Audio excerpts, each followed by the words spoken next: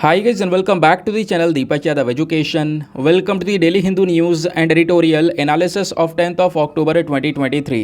तो गाइज आज है तारीख 10 अक्टूबर 2023 और है ट्यूसडे। देखेंगे आज के important news and editorial discussion को। लेकिन लेक्चर में आगे बढ़ने से पहले अगर आपको इस लेक्चर का PDF चाहिए तो क्या करना है, सबसे पहले डाउनलोड करना है टेलीग्राम, देन उसके बाद जाके सर्च बॉक्स में टाइप करना Deepak Yadav education UPSC। As you can see guys आपको ये वाला चैनल मिल जाएगा, इस पर क्लिक करना और जाकर इस चैनल को ज्वाइन कर लेना। ज्वाइन करने से फ़ायदा क्या होगा, यहाँ पर डेली बेसिस पर लेक्चर का PDF मिल जाता है, डेली करंट अफेयर के वीडियो का PDF मिल जाता है और डेली बेसिस पर बहुत सारे डिजिटल नोट्स मिल जाते हैं। नाउ बढ़ते हैं आगे बढ़ने से पहले हमेशा की तरह हम लोग अपने लेक्चर को एक मैप के क्वेश्चन के साथ स्टार्ट करेंगे। तो आज आप सभी को मैप में जाकर देखना है डंडेली फॉरेस्ट को कहाँ पर है ये एग्जैक्टली लोकेटेड, इसको अच्छे से मैप में देखना। देन उसके बाद आकर नीचे कमेंट सेक्शन में टाइप करना, जिससे कि आप लोग इसको लंबे समय तक याद रख पाओगे। साथ ही साथ एक क्वेश्चन सॉल्व करेंगे जो कि UPSC प्रीवियस ईयर साल 2014 के प्रीलिम्स में पूछा गया था। डेली बेसिस पे हम लोग यहाँ पर एक प्रीवियस ईयर क्वेश्चन को भी सॉल्व करते हैं। क्वेश्चन क्या बोलता है, which one of the following pairs of islands is separated from each other by the 10 degree channel. दोस्तों नीचे ऑप्शन में आपको अलग अलग ऑप्शन को अगर आप देखोगे ना, तो हर एक ऑप्शन में दो दो आइलैंड्स का जोड़ा बनाकर दिया गया है। जैसे ऑप्शन नंबर 1 में अंडमान निकोबार आइलैंड, ये 2 आइलैंड्स है लेकिन दोनों का एक जोड़ा बनाकर दिया गया है। ऐसे ही चारों ऑप्शंस में आपको 2 आइलैंड्स के जोड़े मिल जाएंगे। पूछा जाता है कि इन चारों में से कौन सा एक ऐसा जोड़ा है जो कि एक दूसरे से 10 डिग्री चैनल के माध्यम से वो दोनों ही आइलैंड्स सेपरेट होते हैं, अलग होते हैं। Option number A Andaman and Nicobar island, option number B Nicobar and Sumatra island, option number C Maldives and Lakshadweep, या option number D Sumatra and Java. तो इसका सही आंसर सभी को नीचे कमेंट सेक्शन में देना है। एटलीस्ट सभी को इसमें पार्टिसिपेट करना है, जैसे मैं आप लोगों से डेली बेसिस पे बोलता हूँ। बाय द वे इसका जो करेक्ट आंसर है वो मैंने आपको टेलीग्राम पर प्रोवाइड करवा दिया है, वहाँ से भी आप इसको चेकआउट कर सकते हो। और अगर वहाँ पर आंसर नहीं मिलता है तो भी कोई परेशान होने की ज़रूरत नहीं है। वीडियो के लास्ट में इसके करेक्ट आंसर का डिस्कशन हम लोग करेंगे। तो चलो शुभ आरंभ करते हैं और चलते हैं सबसे पहले थंबनेल वाले इंपॉर्टेंट आर्टिकल की तरफ। तो दोस्तों आपको न्यूज़पेपर में कई सारे न्यूज़ आर्टिकल्स देखने को मिलेंगे जहां पर बताया जा रहा है इजराइल की हेल्प करने के लिए अमेरिका ने जो अपने वॉरशिप्स हैं, फाइटर जेट्स हैं, इनको भेज दिया है। तो आपको पता ही होगा आज से 3 दिन पहले जो गाज़ा पट्टी है, जिस गाज़ा पट्टी को पूरी तरह से जो हमास है वो कंट्रोल करता है। हमास एक ऐसी ऑर्गेनाइजेशन है जिसको कई सारी कंट्रीज़, फॉर एग्जांपल चाहे खुद इजराइल हो गया, US हो गया, UK हो गया, फ्रांस हो गया, ये सभी कंट्रीज़ हमास को एक टेररिस्ट ऑर्गेनाइजेशन बोलती हैं। तो हमास की साइड से 5000 से ज़्यादा रॉकेट थोड़े ही देर के अंदर में दागे गए इजराइल के ऊपर, जिसकी वजह से कह सकते हो इजराइल में बहुत ही ज़्यादा डैमेज हमको देखने को मिला। कई सारे लोग घायल हुए, कई सारे लोगों की जान चली गई। उसके बाद गाज़ा पट्टी से हमास के कई सारे लोग इजराइल में घुस गए। घुसने के बाद में इजराइल के कई सारे लोगों को यहाँ पर उन्होंने किडनैप कर लिया, किडनैप करके गाज़ा पट्टी में लेके चले गए। और उनकी मांग यहाँ पर यह है कि जब तक इजराइल ने जिन पैलेस्टीनियंस को जेल में बंद करके रखा है, ठीक है, तो जब तक इजराइल उन पैलेस्टीनियंस को छोड़ेगा नहीं, तब तक यहाँ पर गाज़ा पट्टी से जो ये हमास है ये इन इजराइलियों को नहीं छोड़ेगा जिनको ये किडनैप करके ले गए हैं। तो इस प्रकार से जो ये बवाल है वो धीरे धीरे और बढ़ता हुआ चला गया। और यहाँ पे जब मुद्दा काफ़ी ज़्यादा गंभीर हुआ तो इजराइल की साइड से, स्पेशली इजराइल के जो प्रधानमंत्री हैं बेंजामिन नेतन्याहू, उनका स्टेटमेंट आया कि देखो हम इसका बदला लेंगे। और बदला लेते हुए देख पाओगे बहुत ही ज़्यादा डिस्ट्रक्शन इजराइल ने गाज़ा पट्टी के ऊपर करना शुरू कर दिया। और गाज़ा पट्टी में कई सारे लोगों की यहाँ पर जान जा चुकी है, हज़ारों लोगों की जान जा चुकी है, क्योंकि इजराइल ने अब यहाँ से वापस से रॉकेट बरसाने शुरू कर दिए हैं। हालात कुछ इस प्रकार से हैं क्योंकि इजराइल ने थोड़ा सा समय भी दिया गाज़ा पट्टी को कि वहाँ पर जितने भी लोग हैं उस एरिया को खाली कर दो।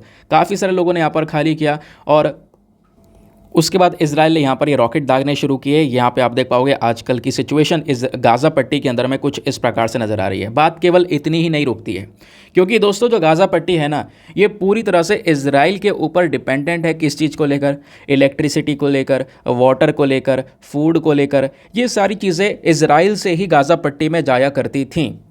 लेकिन अब इजराइल ने स्टेटमेंट दिया है कि हम गाज़ा पट्टी को कुछ नहीं देने वाले। No electricity, no food, no water, no gas, कुछ भी नहीं दिया जाएगा। और इन सब चीज़ों के ऊपर टोटल रोक लगा दी है इजराइल ने और मना कर दिया कि हम कुछ नहीं देंगे। और लगातार यहाँ पे रॉकेट दागने शुरू कर दिए हैं, जिसकी वजह से जो हालात हैं वो काफ़ी बिगड़ चुके हैं। इजराइल में हज़ारों लोगों की जान जा चुकी है, गाज़ा पट्टी में हज़ारों लोगों की जान जा चुकी है। तो ये पूरा का पूरा आपने इशू देखा। लेकिन इसी पर्टिकुलर इशू के दौरान आप लोगों ने कल भी देखा होगा, बहुत सारे न्यूज़ आर्टिकल्स यहाँ पे कवर करे गए थे।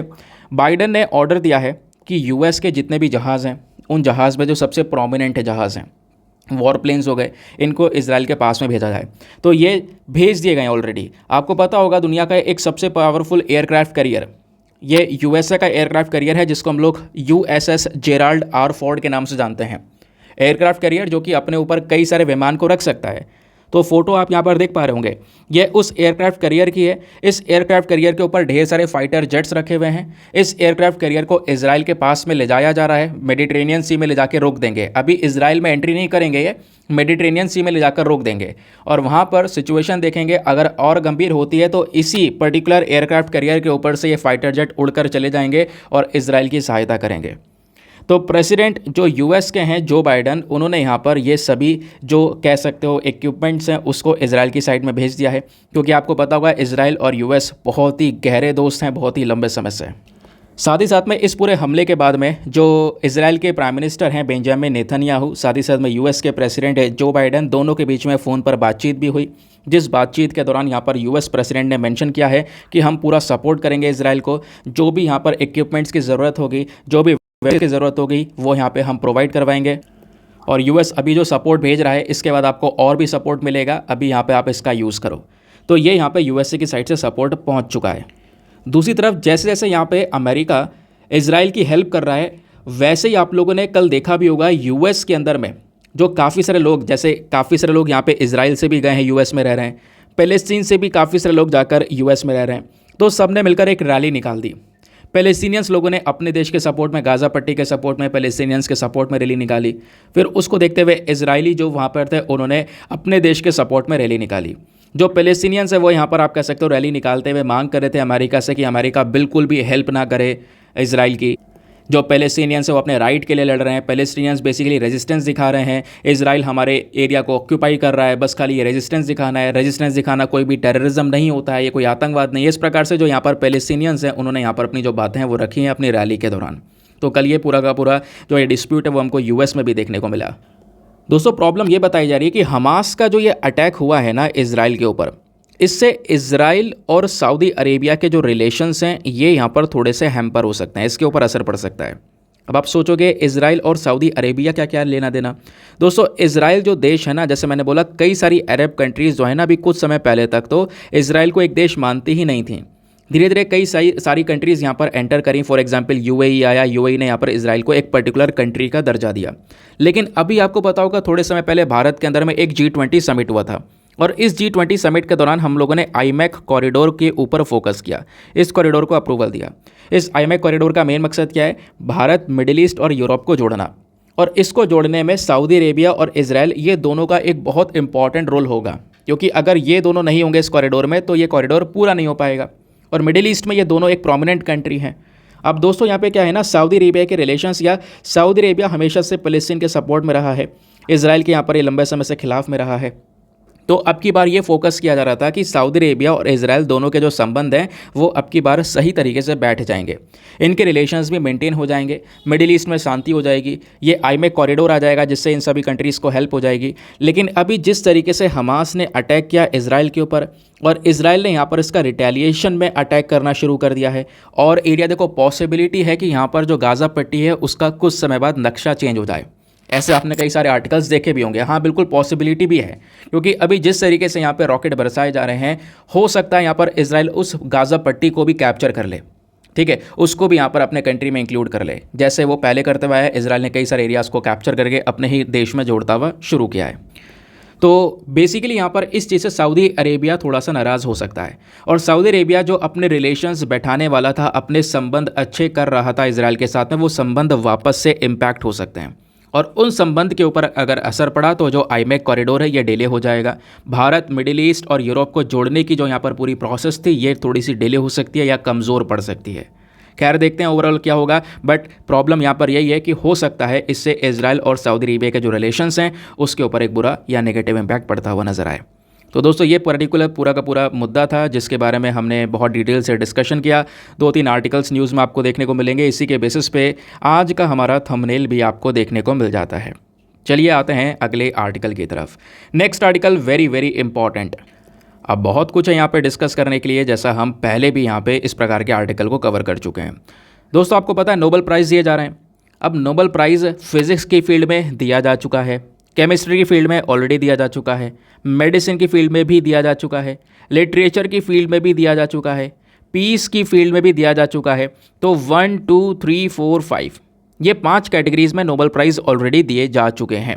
जो छठा कैटेगरी और लास्ट कैटेगरी होता है वो होती है हमारी इकोनॉमिक साइंस। तो इकोनॉमिक साइंस की फील्ड का नोबेल प्राइज़ अभी रह गया था। तो फाइनली यहाँ पर इकोनॉमिक साइंस की नोबेल प्राइज़ किसको दी जाएगी उसका अनाउंसमेंट भी कर दिया गया है। ये जो आपको यहाँ पर वीमेन दिख रही हैं इनका नाम है क्लॉडिया गोल्डन। इनको यहाँ पर ये Nobel prize 2023 in the field of economic science दिया गया है। अब क्यों दिया गया है वो थोड़ा सा जान लेते हैं। तो यहाँ पे आप बेसिक सी चीज़ें देखोगे। ये जो यहाँ पर आपको फीमेल दिख रही हैं ये हार्वर्ड यूनिवर्सिटी की प्रोफेसर हैं क्लॉडिया गोल्डन। इनको मंडे में यहाँ पे अनाउंस किया गया कि इनको 2023 का इकोनॉमिक साइंस का अवार्ड दिया जाएगा। दोस्तों अभी तक जितने भी इकोनॉमिक्स की कैटेगरी में ये नोबेल प्राइजेस दिए गए हैं इन 93 टोटल, कितने अभी तक टोटल दिए जा चुके हैं 93 इकोनॉमिक कैटेगरी में यहाँ पर ये नोबेल प्राइज़ दिए जा चुके हैं। तो ये जो टोटल 93 इकोनॉमिक लॉरिएट्स हैं ना, इनमें से यहाँ पर ये तीसरी महिला हैं, तीसरी वेमेन हैं जिन्होंने इस प्रकार के प्राइज़ को जीता। क्वेश्चन यहाँ पर यह है कि आखिरकार क्यों? क्योंकि नोबेल प्राइज़ ऐसे तो दिया नहीं जाता है, एक पर्टिकुलर पर्सन का एक अलग से कंट्रीब्यूशन होना चाहिए, कुछ हटकर यहाँ पे उन्होंने किया हो। तो इनका मेन काम क्या है? तो इन्होंने दोस्तों पिछले 200 साल पिछले 200 साल की यहाँ पर स्टडी की है women participation in the work place को लेकर। यानी कि महिलाओं का जो ये अलग अलग नौकरियां होती है उसमें पार्टिसिपेशन किस लेवल पर है इसको लेकर स्टडी की। और इन्होंने ये दर्शाया कि हमारे यहाँ पर और कहीं ना कहीं ऐसा हो रहा है ओवरऑल, केवल इंडिया में ही नहीं दुनिया भर में आपको देखने को मिल जाएगा कि जो वेमेन का पे है, महिलाओं की जो सैलरी है वो मेल के सैलरी से काफ़ी ज़्यादा कम है। ओवरऑल यहाँ पे सपोज़ दोनों एक ही ऑफिस में काम कर रहे हैं और दोनों एक सा ही काम कर रहे हैं, लेकिन उसके बावजूद भी हमको यहाँ पर ये देखने को मिल रहा है कि जो वेमेन की सैलरी है, वेमेन का जो पे है वो मेल के पे से थोड़ा सा कम रहता है। और इन्होंने यहाँ पर ये भी मेंशन किया कि अगर आप लोग लेवल्स ऑफ एजुकेशन के मामले में देखोगे तो महिलाएं थोड़ी सी ज़्यादा हायर लेवल की एजुकेशन को गेन करती हैं, लेकिन हायर लेवल की एजुकेशन होने के बावजूद भी कहीं ना कहीं जब बात आती है सैलरी की तो वो मेन से काफ़ी ज़्यादा पीछे रह जाती हैं अलग अलग सेक्टर्स में। इन्होंने यहाँ पर मेंशन किया कि अमेरिका में 1990s के समय पर ऐसा नहीं हुआ करता था, लेकिन आज के समय पर ऐसा है कि जो महिलाएं हैं ये कहीं ना कहीं यहाँ पर, और महिलाओं और पुरुषों में एक जो जेंडर गैप है ना, वो जेंडर गैप बहुत तेज़ी से इंक्रीज़ होता चले जा रहा है। तो उसी गैप को यहाँ पर इन्होंने एक्सप्लेन किया, ठीक है, कि जेंडर गैप कितना ज़्यादा है। नौकरी में जो वेमेन का पार्टिसिपेशन है वो पार्टिसिपेशन रेट भी काफ़ी कम है as compare to the men, ठीक है। कई सारी जगह पर आपको बिल्कुल पेट्रियार्कल सोसाइटी देखने को मिलती है जहाँ पर जो मेन है उसको ज़्यादा दर्जा दिया जाता है as compare to the women. तो यही जेंडर गैप को इन्होंने बहुत डिटेल से डिस्क्राइब किया। इसी पॉइंट को उठाने की वजह से यहाँ पर Nobel peace prize 2023 in the economic science इनको दिया गया। बात क्लियर हो गई। तो नाम ध्यान रखना, वनडे एग्जामिनेशन में आपसे डायरेक्टली नाम पूछा जाएगा। अगर आपसे पूछा जाएगा क्यों दिया गया तो आप जेंडर गैप बता सकते हो। अब बात आती है यहाँ पर नोबेल प्राइज़ के बारे में जानने की।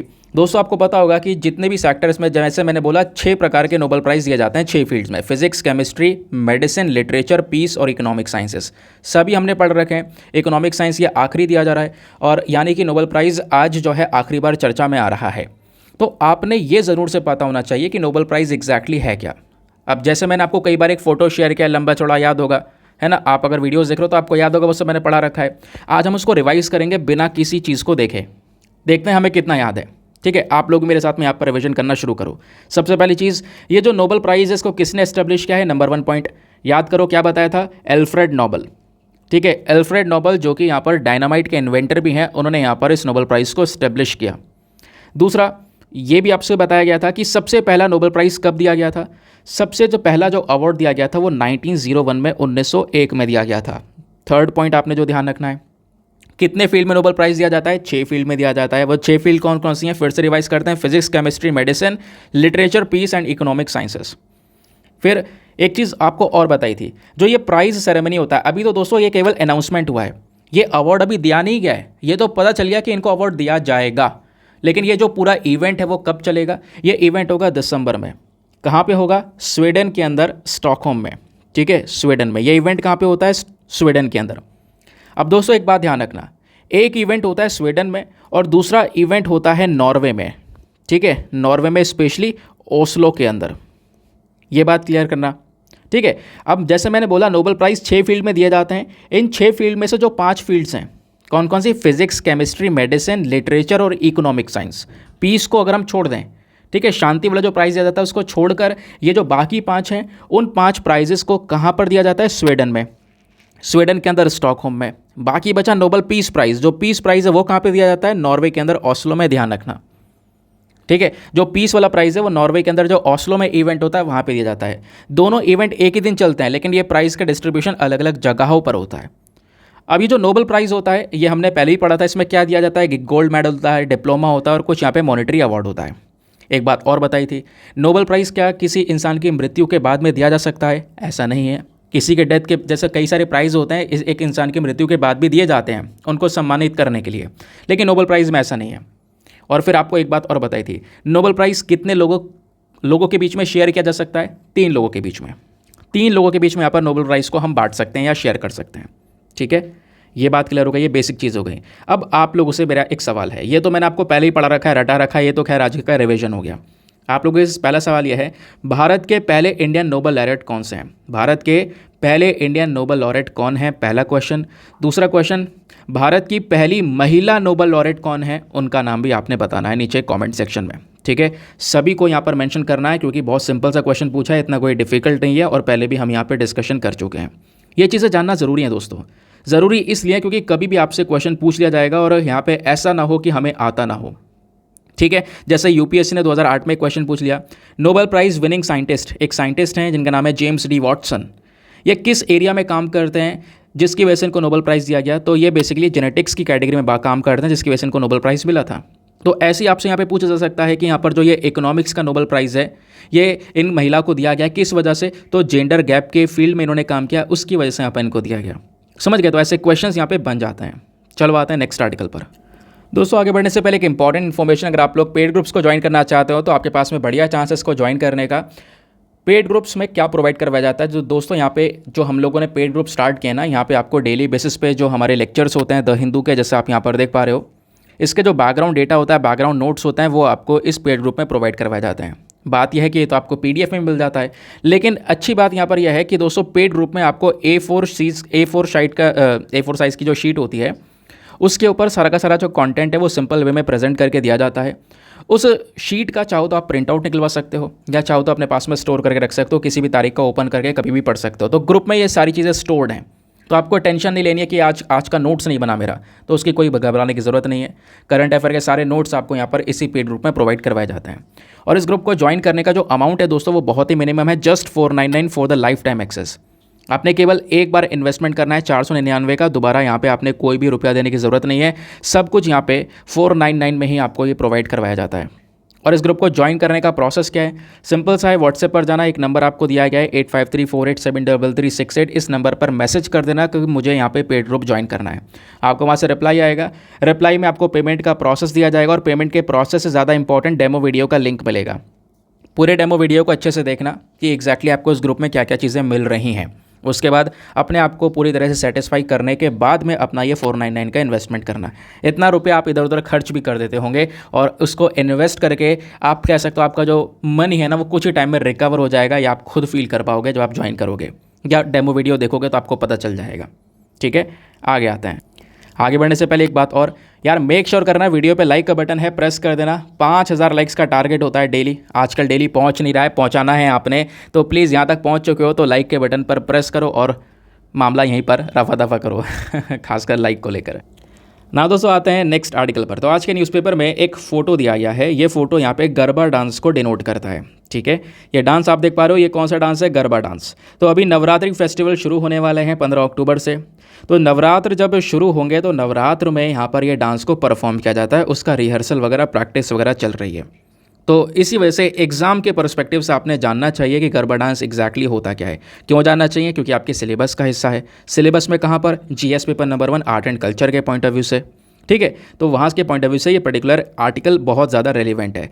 अब जो बातें बता रहा हूँ बस खाली वो स्पेसिफिक चीज़ों को ध्यान रखना। मैं आपको क्वेश्चन दिखाऊंगा, यूपीएससी ने पहले सवाल भी पूछा है, वो क्वेश्चन कैसा है वो भी आपको समझ में आएगा। क्वेश्चन यहाँ पर यह है कि गरबा एक ऐसा डांस है जो कि गुजरात से बिलोंग करता है। गुजरात का ये डांस है, ध्यान रखना, गुजरात में सबसे ज़्यादा ही परफॉर्म किया जाता है। नाम से आप पहचान गए होंगे। और वैसे यहाँ पर गरबा अक्टूबर में ज़्यादा परफॉर्म किया जाता है, क्योंकि अक्टूबर में यहाँ पे दुर्गा माँ की पूजा, यहाँ पे जो नवरात्र हैं वो आते हैं, नवरात्र का सेलिब्रेशन चलता है। ठीक है, तो इस दौरान यहाँ पे अक्टूबर में इस डांस को परफॉर्म किया जाता है। ये जो डांस है पूरा का पूरा एक जॉय स्टाइल में परफॉर्मेंस होता है, घूमा जाता है बहुत ज़्यादा यहाँ पर इस डांस के अंदर में, वो चीज़ें हमको नज़र आती हैं। प्लस जो गरबा परफॉर्मेंस है दोस्तों, यहाँ पे सिंगिंग भी होती है, म्यूज़िकल इंस्ट्रूमेंट्स भी बजाए जाते हैं, जैसे ढोल वगैरह हो गया, मंजीर हो गया, सिम्बल्स हो गया जिसको हम लोग बोलते हैं, तालियाँ वगैरह बजाई जाती हैं, छोटे छोटे जो ढोलक होते हैं वो यहाँ पर बजाए जाते हैं, उनका इंस्ट्रूमेंट हो गया, गाना हो गया, और फिर उसके बाद यहाँ पे गरबा परफॉर्मेंस, ये सारी चीज़ें यहाँ पर साथ में की जाती हैं। गरबा डांस यहाँ पर सेलिब्रेट करता है फर्टिलिटी को, ऑनर वेमेनहुड को, साथ ही साथ में ये रिस्पेक्ट करता है यहाँ पे मदर गॉडेसेस को, स्पेशली माँ दुर्गा को। और जैसे मैंने बोला, जो 9 दिन का नवरात्रि फेस्टिवल होता है, गरबा डांस यहाँ पर इन नवरात्र में भी किया जाता है, बहुत ही ज़्यादा फेमस है, अहमदाबाद के अंदर भी होता है। और सबसे ज़्यादा यहाँ पर आपको मतलब ऑब्वियसली गुजरात का यहाँ पर नेटिव है, तो बात ही क्या है, क्योंकि अहमदाबाद आपकी गुजरात में ही एक शहर है ना। ना अब यहाँ पे कुछ ज़्यादा ध्यान रखने की ज़रूरत नहीं है, ध्यान ये रखने की ज़रूरत है कि कौन से एरिया से बिलोंग करता है ये डांस। और यहीं पे यूपीएससी ने 2014 में ऐसे ही एक सवाल पूछ लिया। सवाल क्या था, यहाँ पे आपको कुछ पेयर्स बना कर दिए गए, जोड़े बना कर दिए गए, जैसे एक तरफ गरबा, गरबा के आगे गुजरात, दूसरा यहाँ पे मोहिनीअट्टम, मोहिनीअट्टम के आगे ओडिशा, फिर यक्षगना, यक्षगना के आगे कर्नाटका। तो बताओ यहाँ पर इन तीनों पेयर्स में से कौन सा पेयर करेक्ट है, कौन सा डांस कौन से पर्टिकुलर स्टेट को बिलोंग करता है, कितने जोड़े यहाँ पर सही बने हुए हैं, तो ये बताना है। इसका सही उत्तर क्या है, ऑप्शन नंबर सी 1 और 3 ओनली। केवल पहला वाला और तीसरा वाला जोड़ा सही है, बाकी दूसरा वाला यहाँ पर गलत है।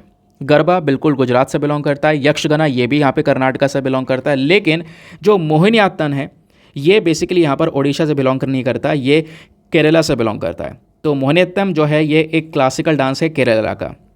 ठीक है, तो इस तरीके से यहाँ पर क्वेश्चन पूछ लिया गया। तो आपको यहाँ पे पता था अगर गरबा गुजरात, तो आप देख पाओगे यहाँ पे आप इस क्वेश्चन को सॉल्व कर सकते थे। तो इस प्रकार से यहाँ पे क्वेश्चंस बन जाते हैं। तो जो जो डांस न्यूज़ में रहते हैं उनको पढ़ लिया करो, specially for the GS paper number 1 art and culture. अगले आर्टिकल पर आते हैं। नेक्स्ट आर्टिकल एग्जाम के लिए अगेन बहुत रेलिवेंट होने वाला है, specially for the GS paper number 2 health के पॉइंट ऑफ व्यू। अब बात की जा रही है कि इंडिया के अंदर में एक रिपोर्ट पब्लिश हुई है और इस रिपोर्ट से माध्यम से पता चला कि साल 2050 तक लगभग 9.7 मिलियन के आसपास लोगों की जान जाएगी स्ट्रोक की वजह से। ये स्ट्रोक क्या होता है ये भी सब कुछ मैं आपको बताऊंगा, इंपॉर्टेंट है, बहुत ध्यान से सुनना। पहली बात, इस रिपोर्ट ने क्या बोला है वो बेसिक चीज़ों को यहाँ पे समझना होगा। दोस्तों, ये जो स्ट्रोक होता है ना, ये जो पर्टिकुलर एक झटका इंसान को लगता है, उसकी ब्रेन सेल्स यहाँ पे ब्लॉकेज हो जाती हैं, खून का फ्लो बंद हो जाता है दिमाग के अंदर में।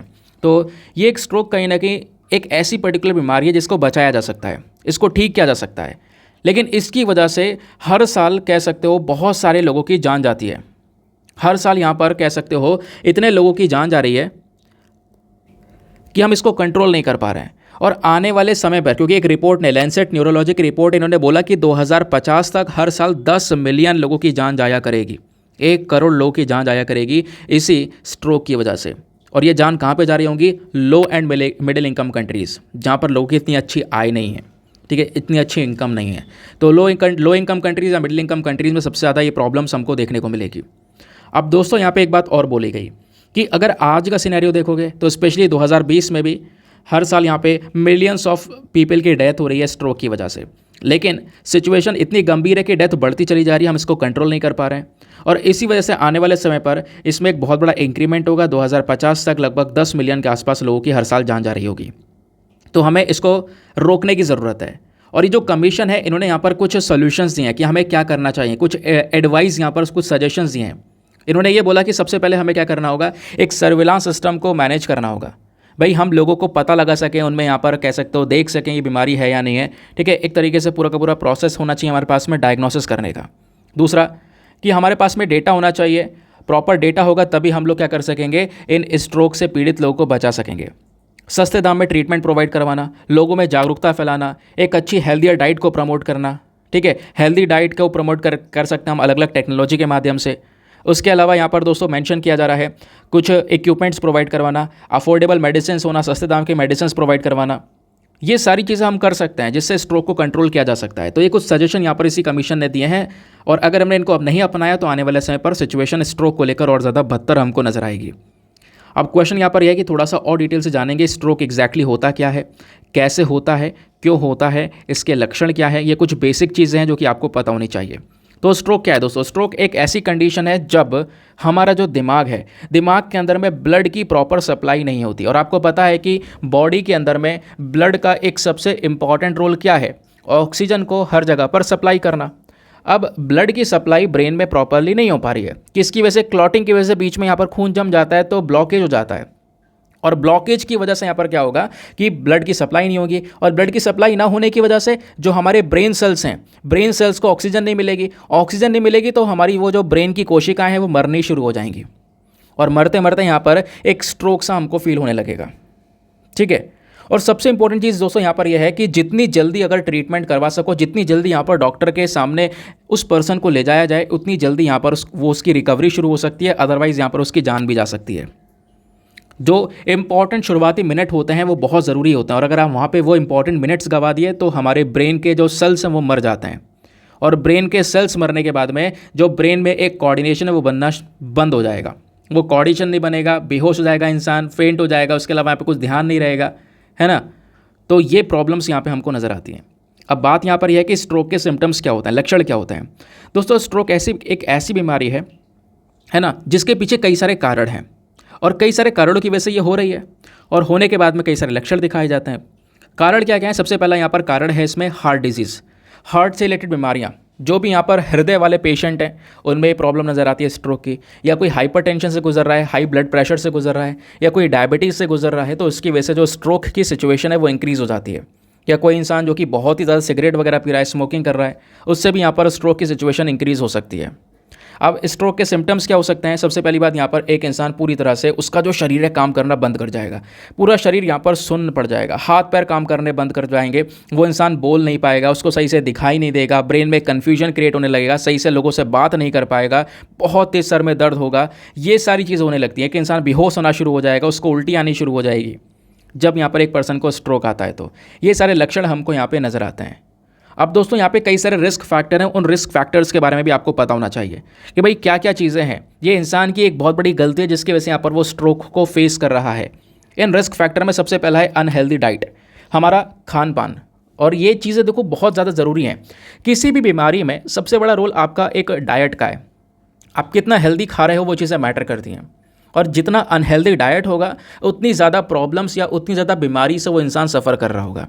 तो अनहेल्दी डाइट की वजह से भी रिस्क जो है स्ट्रोक का वो इंक्रीज़ हो जाता है, या एक्सरसाइज ना करने की वजह से, या बहुत ज़्यादा शराब पीने की वजह से, या ऐसे व्यक्ति जो बहुत ज़्यादा तंबाकू खाते हैं, ठीक है, वो उनके अंदर भी यहाँ पर स्ट्रोक के चांसेस काफ़ी ज़्यादा इंक्रीज़ हो जाते हैं। तो ये यहाँ पर आपको कुछ फैक्टर्स देखने को मिल जाते हैं। तो स्ट्रोक में क्या होता है ये मैंने आपको बताया कि जो हमारी ब्रेन में ब्लड क्लॉटिंग है वो शुरू हो जाती है, जिससे यहाँ पर ब्लड का फ्लो नहीं हो पाता, ब्लॉकेज हो जाता है, ऑक्सीजन नहीं पहुँच पाता, फिर उसके बाद में धीरे धीरे ब्रेन सेल्स हमारे मरने लगते हैं। नाउ नेक्स्ट आर्टिकल पर आते हैं। अगला आर्टिकल अगेन एग्जाम के लिए इंपॉर्टेंट है, यहाँ पर भी हम लोग हेल्थ की बात करने वाले हैं। देखो दोस्तों यहाँ पे एक रिपोर्ट है ICMR, that is Indian council of medical research. इन्होंने यहाँ पर एक टीम बना दी है, और उस टीम का मेन काम क्या है? उस टीम का मेन काम है कुछ रिसर्च करना, स्टडी करना कि यहाँ पर जो टेक होम फूड राशन है, ठीक है, आपको पता होगा एक पर्टिकुलर इनिशिएटिव यहाँ पे गवर्नमेंट का आपको देखने को मिलता है, वो है टेक होम राशन। ठीक है, वो इनिशिएटिव क्या है मैं आपको बताऊंगा। टेक होम राशन में मेन मकसद है जो छोटे छोटे बच्चे हैं ना, इनके लिए एक अच्छा खाना प्रोवाइड करवाना, जिससे अगर छोटे बच्चे के ऊपर हम न्यूट्रिशन के ऊपर फोकस करेंगे तो उसकी ओवरऑल बॉडी ग्रोथ अच्छी होगी। लेकिन अगर उसको प्रॉपर पोषण नहीं मिल पाएगा शुरुआती तौर पर, तो कहीं ना कहीं उसकी आगे की ग्रोथ भी बहुत ज़्यादा बेकार होगी। तो उस बच्चे की ग्रोथ के ऊपर, चाइल्ड यानी बच्चे का जो न्यूट्रिशन की ज़रूरत है, उसको पोषण की जो आवश्यकता है, उसकी पूर्ति करने के लिए टेक होम राशन को शुरू किया गया था। ठीक है, तो बच्चों की पोषण के लिए उसको इम्प्रूव करने के लिए टेक होम राशन की शुरुआत की गई। अब दोस्तों यहाँ पर बच्चे कौन से हो गए? वो बच्चे जिनकी उम्र लगभग कह सकते हो 6 महीने से 24 महीने की है। ये एक सबसे इंपॉर्टेंट स्टेज मानी जाती है, और इस दौरान यहाँ पर जो बच्चा है उसका जो न्यूट्रिशन है वो न्यूट्रिशन ही सेट करता है कि वो बच्चा आगे किस प्रॉब्लम से गुजरेगा। अगर उसके शुरुआती महीने में यहाँ पर जो एक देखो मदर का जो ब्रेस्ट मिल्क होता है वो तो ठीक है, वो तो यहाँ पे बच्चे की रिक्वायरमेंट है, उसके अलावा भी कुछ इंपॉर्टेंट न्यूट्रिशनल नीड्स होती हैं। उन नीड्स को अगर पूरा नहीं किया जाता है तो बच्चा आगे बड़ा होकर चाइल्ड वेस्टिंग, स्टंटिंग या अंडरवेट वाली सिचुएशन से गुजर जाता है। अब ये सिचुएशन क्या होती है दोस्तों, मैं आपको ये बताता हूँ। ये इस फोटो को आराम से देखो। अब यहाँ पे क्या बोला जा रहा है, ये तो एक नॉर्मल पर्सन है, नॉर्मल पर्सन वो है जिसकी हाइट भी उसकी हाइट के हिसाब से उसका वजन वगैरह सब कुछ नॉर्मल है, तो वो यहाँ पर एक नॉर्मल पर्सन यानी कि उसका न्यूट्रिशन लेवल बढ़िया है। लेकिन एक दूसरा पर्सन आप देख पा रहे होंगे, ये ना इसकी जो हाइट है, हाइट तो ठीक है लेकिन इसका जो शरीर है वो बहुत ही पतला है, यानी ये भी चाइल्ड वेस्टिंग से गुजर रहा है। यानी हाइट के कंपैरिजन में इसका जो वज़न है वो बहुत ही कम है। क्यों? क्योंकि इसको अच्छा पोषण नहीं मिल पाया। इसको बोलते हैं वेस्टिंग। और एक होता है स्टंटिंग। स्टंटिंग में क्या होता है, बच्चे की हाइट कम है, उसकी उम्र के हिसाब से उसकी हाइट बहुत ज़्यादा कम है, वो होती है चाइल्ड स्टंटिंग। अब उम्र के हिसाब से हाइट क्यों कम है? क्योंकि यहाँ पर उसको अच्छा न्यूट्रिशन नहीं मिल पाया। फिर आता है अंडरवेट। उसकी उम्र के हिसाब से उसका वज़न बहुत कम है, उम्र ज़्यादा है भाई, वज़न बहुत कम है, बहुत ही पतला सा है वो। तो ये भी कौन सी कंडीशन है? अगेन अंडर न्यूट्रिशन, सॉरी ये भी कंडीशन यहाँ पे वही है कि जब एक अंडर न्यूट्रिशन वर्क की पर्टिकुलर सिचुएशन से कोई पर्सन गुजरता है तो उसको भी जब प्रॉपर यहाँ पर जो पोषण है नहीं मिल पाएगा, अच्छा खाना नहीं मिल पाएगा, तब जाके यहाँ पर वो इन चीज़ों से गुजरेगा। तो इसके लिए यहाँ पर टेक होम राशन को शुरू किया गया सरकार की साइड से, लेकिन टेक होम राशन अच्छे से काम नहीं कर पा रहा है, वो यहाँ पर कहना है आईसीएमआर का। उनका कहना यहाँ पर यह है कि हमें टेक होम राशन को लेकर कुछ अलग से इनिशिएटिव्स लेकर चलने चाहिए। ठीक है, हमें यहाँ पर इसके ऊपर और रिसर्च करनी चाहिए। रिसर्च करने के बाद में जो जो रिक्वायरमेंट्स है उसको पूरा करना चाहिए। हमें इस प्रोग्राम को एक बार वापस से रीलुक करने की ज़रूरत है, इसको वापस से देखने की ज़रूरत है, क्योंकि इसमें घोटाले भी कई सारी जगह पर हो रहे हैं। तो क्या है प्रॉब्लम टेक होम राशन में? आओ यहाँ पर एक एक करके अपने बेसिक पॉइंट्स के साथ में, जो हमारी बेसिक इन्फॉर्मेशंस हैं, जो बैकग्राउंड डेटा है, उसके साथ में हम समझेंगे। ठीक है, अरे ये स्ट्रोक ओपन कर लिया यार। तो दोस्तों इसके बारे में सारी इन्फॉर्मेशन आपको यहाँ पर देखने को मिल जाएगी स्क्रीन पर नीचे की साइड में। तो गवर्नमेंट ने यहाँ पर टेक होम राशन को प्रोवाइड करवाया under the integrated child development service scheme, जिसका मेन मकसद था यहाँ पर जो बच्चे हैं स्पेशली छोटी उम्र के, उनके न्यूट्रिशन नीड्स के ऊपर फोकस किया जा सके। और टेक होम राशन में हम क्या कर रहे हैं, दो तरीके से बच्चों का पोषण पूरा कर रहे हैं। सबसे पहले इसमें कुछ यहाँ पर जैसे आंगनवाड़ी सेंटर्स होते हैं जहाँ पे बच्चे पढ़ाई करने जा रहे हैं, आंगनवाड़ी सेंटर में उनको अच्छा खाना प्रोवाइड करवाया जाता है। दूसरा यहाँ पे पैकेट्स के अंदर में जो कच्चा इंग्रेडिएंट होता है वो दिया जाता है। ठीक है, पैकेट्स के अंदर में एक अच्छी क्वालिटी का जो इंग्रेडिएंट्स है वो यहाँ पर प्रोवाइड करवाया जाता है ताकि बच्चों की हेल्थ के ऊपर एक स्पेशल फोकस किया जा सके।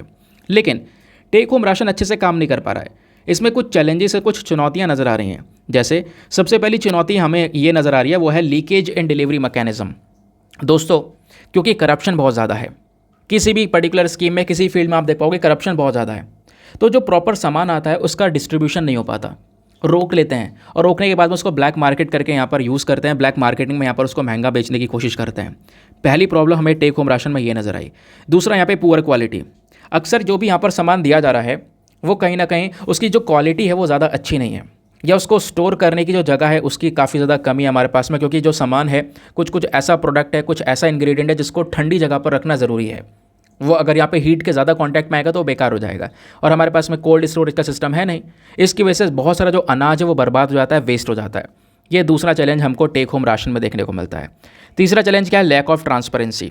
जो पूरा का पूरा सिस्टम है, ये पूरी स्कीम जो यहाँ पर चल रही है, इसमें कोई ट्रांसपेरेंसी नहीं है। किसी को कुछ नहीं पता कैसे काम कर रहा है, ना ही हम लोग यहाँ पर लॉजिस्टिक्स को ट्रैक कर सकते हैं कि भाई एक सामान कहाँ पहुँचा है, कैसे पहुँचा है, कहाँ पे आया या नहीं आया, पता जब नहीं चलता तो बीच में यहाँ पर जो अलग अलग मिनिस्ट्रीज़ हैं या फिर अलग अलग जो लोग हैं जिनको ड्यूटी दी जाती है इसको डिस्ट्रीब्यूट करने की, वो यहाँ पे घोटाला कर जाते हैं। वो यहाँ पर सामान को बीच में इधर की हेरा फेरी करवा देते हैं। तो इसकी वजह से भी यहाँ पर क्या है, ये जो पर्टिकुलर स्कीम है ये पूरी तरह से काम नहीं कर पा रही है। फिर उसका बाद है एक पॉइंट, पुअर इम्प्लीमेंटेशन, सही से लागू ना करना। क्योंकि यहाँ पे हमने क्या किया है, इस स्कीम के तहत जो भी यहाँ पर खरीदारी वगैरह है इसमें बहुत ही ज़्यादा पुराने ज़माने के जो मेथड्स हैं हमने उसका यूज़ किया है। ठीक है, उसके अलावा दोस्तों यहाँ पर सारी चीज़ हम पुराने तरीके से लेकर चल रहे हैं, कोई भी यहाँ पर नई टेक्नोलॉजी का यूज़ नहीं किया जा रहा है, जिसकी वजह से ये जो स्कीम है ये सही से इंप्लीमेंट नहीं हो पा रही है, सही से लागू नहीं हो पा रही है, और इसकी वजह से जो फूड ग्रेन्स है, जो अनाज है, वो प्रॉपरली लोगों तक डिलीवर नहीं हो पा रहा है। ठीक है, तो ये बेसिकली यहाँ पर कुछ प्रॉब्लम्स हमारा टेक होम राशन फेस कर रहा है, जिसकी वजह से इसके अंदर में कुछ सुधार की आवश्यकता है, ऐसा यहाँ पर हमारे आर्टिकल में मेंशन किया जा रहा है। समझ गए? तो ये था यहाँ पे पर्टिकुलर आर्टिकल जो कि इंपॉर्टेंट है। उसके बाद आएंगे एडिटोरियल डिस्कशन पे, लेकिन इस एडिटोरियल को डिस्कस करने से पहले एक और इंपॉर्टेंट आर्टिकल है जो कि हमने पढ़ना होगा, और दोस्तों वो आर्टिकल ये है। अब इस आर्टिकल को मैं PDF में डालना भूल गया हूँ, PDF में मैं कल डाल दूंगा, डोंट वरी, क्योंकि PDF क्रिएट हो चुकी है, सुबह ही मैंने PDF बनाई है, तो उसमें मैं इसको लगाना भूल गया हूँ, लेकिन बाद में मुझे याद आता है यार ये आर्टिकल रह जा रहा है ना। तो कोई बात नहीं, यहीं पे मैं आपको एक्सप्लेन कर देता हूँ। एक्सप्लेन करने के बाद बैकग्राउंड डेटा भी आपको समझाऊंगा, डोंट वरी, लेकिन कल वाले PDF में इसको इंक्लूड कर दिया जाएगा। ठीक है, तो परेशान ना होना। तो GS पेपर नंबर 3 इकोनॉमी के पॉइंट ऑफ व्यू से इंपॉर्टेंट आर्टिकल है। यहाँ पे क्या बात की जा रही है, जो अर्बन अनएम्प्लॉयमेंट है हमारे शहरों में जो बेरोज़गारी है, ये बेरोज़गारी का दर पिछले कुछ समय में कम हुआ है। साल 2023 का जो क्वार्टर वन है, यानी अप्रैल मई जून इन तीनों महीने में जो बेरोज़गारी है ये 6.6% से कम हुई है, ऐसा यहाँ पर मेंशन किया गया। ये किसने बताया? तो दोस्तों यहाँ पर एक सर्वे हुआ है और वो सर्वे यहाँ पर लाया गया है NSSO की साइट से, नेशनल सैम्पल सर्वे ऑफिस की साइट से। ठीक है, ये सर्वे कौन सा? यह है पीरियोडिक लेबर फोर्स सर्वे। तो इसने यहाँ पर डेटा बताया कि शहरों के अंदर में स्पेशली अप्रैल मई जून के 3 महीने में अगर आप देखोगे तो अर्बन एरियाज़ में, शहरों के अंदर में जो बेरोज़गारी है वो कम हुई है।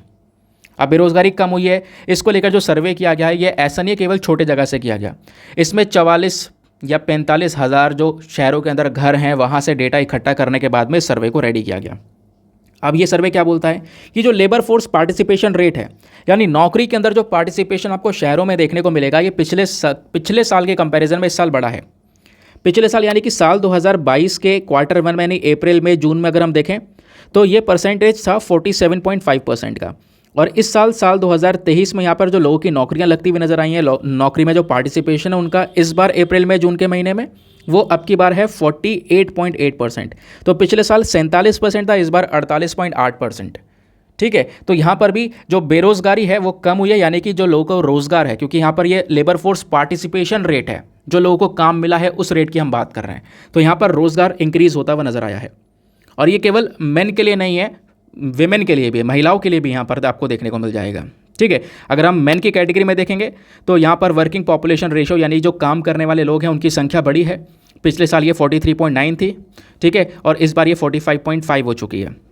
और अगर हम लोग बात करेंगे पुरुषों में, तो पुरुष में ये पिछले साल 68.3% था, इस बार 69 में हो चुका है। वेमेन में यहाँ पर पिछले साल 18.9, तो अभी 18.9 से यहाँ पर बढ़कर ये 21.1% हो चुका है।